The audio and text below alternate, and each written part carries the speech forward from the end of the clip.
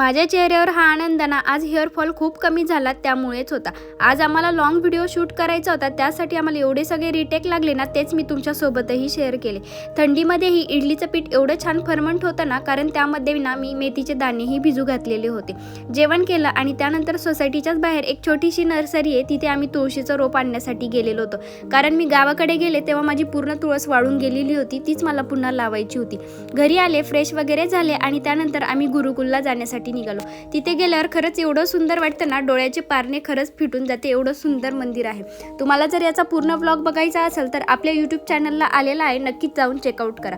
त्यानंतर एक एक करून सगळ्या देवांचं दर्शन वगैरे घेतलं आणि घरी येण्यासाठी निघालो।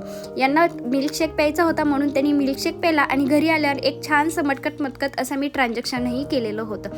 त्यानंतर फ्रेश वगैरे झाले, फेस वॉश वगैरे करून घेतला आणि मला ना काही व्हिडिओची एडिटिंग बाकी होती, तीच एकदा करायची होती। एडिटिंग करून मी माझा दिवस संपवला। Thanks for watching. भेटूया नेक्स्ट व्हिडिओमध्ये, तोपर्यंत बाय।